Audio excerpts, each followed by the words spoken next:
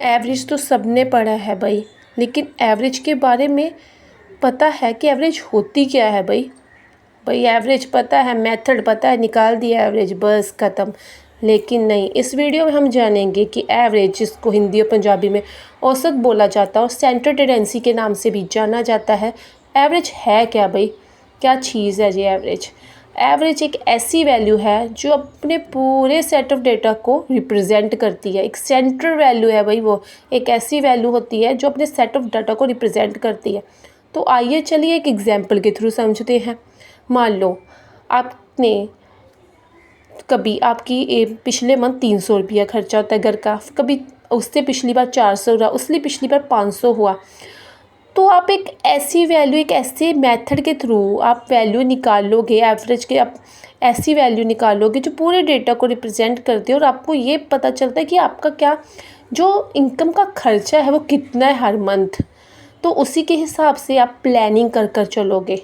मान लो 300, 400, 500 ऐसे आपका खर्चा होता है, कभी 300 रुपया, कभी 400 रुपया, कभी 500 रुपया। तो आप इन अपने डेटा से जैसे आपका खर्चा होता है, आपको ऐसी एक वैल्यू निकालोगे, एवरेज निकाल लोगे इसकी कि मेरा हर महीने इसके आसपास खर्चा होता है, तो उसी के थ्रू आप फ्यूचर की प्लानिंग करोगे। तो आइए एक और मेथड से जानिए। मान लो एक बच्चा है, वो घर से स्कूल जाता है, कभी वो 25 मिनट में पहुंचता है, कभी 30 मिनट में पहुंचता है, कभी 35 में, कभी 28 में, कभी 38 में। तो हम क्या करेंगे, एक उसका एवरेज निकालेंगे, मतलब कम से कम वो इतने टाइम के आसपास पहुंच जाएगा। मान लो कि हमने एवरेज निकला उसका 30 मिनट में पहुंच जाता है वो, मतलब एग्जैक्ट वो नहीं कि वो 30 मिनट में पहुंचेगा, मतलब उसके आसपास जा उसका एवरेज इतना है कि वो 30 मिनट में उतना डिस्टेंस कवर कर लेता है। तो एवरेज निकालना, एवरेज इकोनॉमिक्स में तो बहुत ही वाइडली यूज़ होती है। जैसे कि एवरेज इनकम जो है बहुत ही ज़्यादा यूज़ होती है, कंपेयर किया जाता है एक देश की नेशनल इनकम को दूसरे देश की नेशनल इनकम के साथ कंपेयर करने के लिए हमें एवरेज निकालनी पड़ती है। दूसरा एवरेज कॉस्ट। तो एवरेज इकोनॉमिक्स में बहुत ज़्यादा वाइडली यूज़ की जाती है। तो हम आने वाली वीडियो में इसका इकोनॉमिक्स में क्या इम्प्लीकेशंस होते हैं, कैसे इसको यूज़ किया जाता है, वो भी करेंगे। लेकिन हम सबसे पहले देखते हैं कि एवरेज को किन मेथडों से निकाला जाता है। जैसे कि मैथमेटिकली एवरेज, दूसरा मेथड है पोजीशनल एवरेज।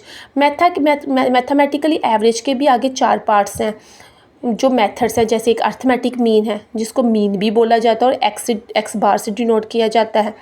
ज्योमेट्रिक मीन, जिसको जीएम से डिनोट किया जाता है। हार्मोनिक मीन, जिसको एचएम से डिनोट किया जाता है। क्वाड्रेटिक मीन, जिसको क्यूएम से डिनोट किया जाता है। पोजीशनल एवरेज क्या है, मीडियन मोड है, जिसको मीडियन को एम के साथ और मोड को जेड के साथ डिनोट किया जाता है। तो आने वाली वीडियो में हम सबसे पहला मेथड है जो मीन है उसके बारे में पढ़ेंगे और उसके बारे में उसके जितने भी मेथड हैं उसको प्रैक्टिकली कर देखेंगे। Thank you.